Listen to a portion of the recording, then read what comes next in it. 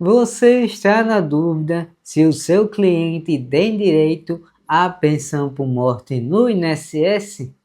Então hoje eu vou te explicar como é que você pode analisar se o seu cliente tem direito ou não à pensão por morte. Bora lá pro vídeo? Olá, colega! Sou o Anderson Tenório, advogado previdenciarista. E eu sei que uma dúvida muito comum entre os advogados iniciantes é como analisar se o seu cliente tem direito à pensão por morte. Mas antes disso, é necessário saber o que é pensão por morte. Nada mais é do que um benefício previdenciário que é pago mensalmente pelo INSS ao dependente da pessoa falecida. Mas é necessário o preenchimento de alguns requisitos. E para se ter direito, é necessário ter a qualidade de dependente. E para isso existe três classes de dependentes para a pensão por morte. E a primeira classe existe os filhos ou equiparados, como os enteados, os menores tutelados, como também o cônjuge ou companheiro. O filho ele receberá até os 21 anos ou poderá receber após os 21 anos se for comprovada a deficiência ou a invalidez. E para o cônjuge ou companheiro receber por mais de 4 meses, é necessário ter pelo menos 2 anos de relação, seja de união estável ou de casamento, e a pessoa falecida ter pelo menos 18 contribuições mensais. Porque se não tiver isso, a pessoa, o dependente, receberá por apenas 4 meses. Além disso, para o companheiro ou companheira, como não há uma formalização da união estável, é necessário comprovar por meio de diversos documentos a união estável por pelo menos 2 anos para receber mais tempo de duração de pensão por morte. E o tempo vai variar também de acordo com a idade da pessoa que ficou viúva ou viúvo da pessoa falecida. Nessa classe, não há necessidade de comprovar a dependência econômica, pois há uma presunção de dependência, mas as outras classes que vão seguir é necessário a comprovação. Já na segunda classe estão os pais. Se não houver filhos ou equiparados, como também cônjuges ou companheiros ou companheiras, os pais poderão receber a pensão por morte, mas terá que comprovar a dependência econômica. Já se não houver também a primeira classe de dependentes, nem a segunda, que são os pais, há uma terceira classe de dependente, que são os irmãos.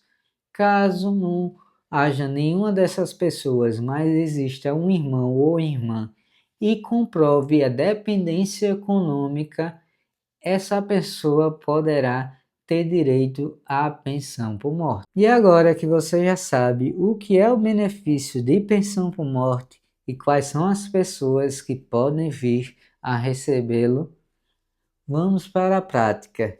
Caso um cliente ou uma cliente chegue ao seu escritório, é necessário você analisar algumas coisas. O primeiro passo é analisar qual é a relação entre a pessoa falecida e o seu possível cliente. Se for um filho menor de 21 anos, ele poderá ter direito à pensão por morte. E se for maior de 21 anos, você terá que analisar se essa pessoa possui alguma deficiência ou alguma invalidez para ter direito à pensão por morte. Isso também ocorre se for aquele enteado que é equiparado a filho, como também a um menor tutelado, que às vezes o que está acontecendo muito, que são os avós que possuem tutela dos seus netos, e esses netos podem vir a ter direito à pensão por morte.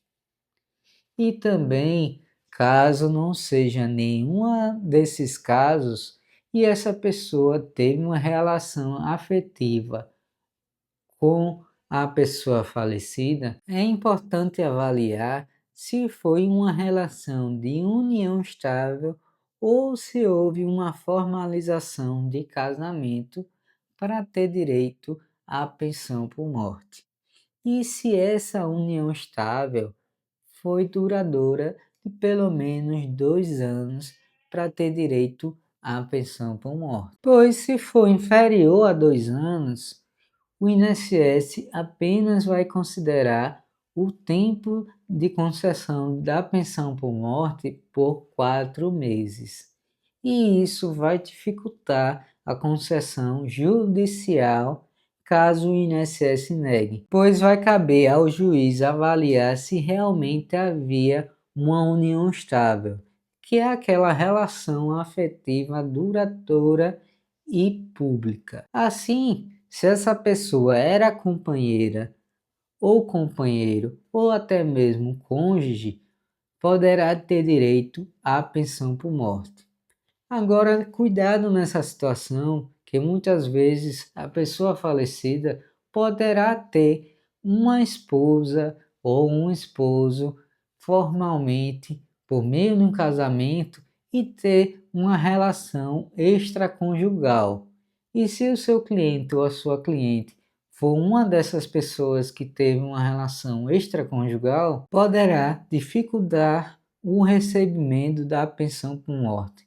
Mas eu já atuei em alguns casos em que houve a divisão entre a esposa e a companheira, aquela que havia uma relação extraconjugal com a pessoa falecida. Mas se não houver nenhuma dessas pessoas, seja filhos ou equiparados, como também cônjuge ou companheiro, é necessário verificar qual é a relação dessa pessoa com a pessoa falecida. Se for um pai ou se for uma mãe que esteja no seu escritório, é importante você analisar se há dependência econômica, se o pai ou a mãe dependia economicamente da pessoa falecida e se tem como comprovar por meio de documentos. Se houver, você poderá solicitar a pensão por morte para essa pessoa. Agora, digamos que não seja o pai ou a mãe e seja o irmão, é necessário você verificar também se houve a dependência econômica. Mas o que pode acontecer também no seu escritório é que a pessoa falecida tinha filhos ou companheira e o pai ou a mãe, ou até mesmo o irmão, quer receber a pensão por morte, mas eles não poderão receber, pois as classes que eu mencionei no vídeo, elas são excludentes. Se há filhos e companheiro ou companheira, o pai ou irmão não poderá receber a pensão por morte.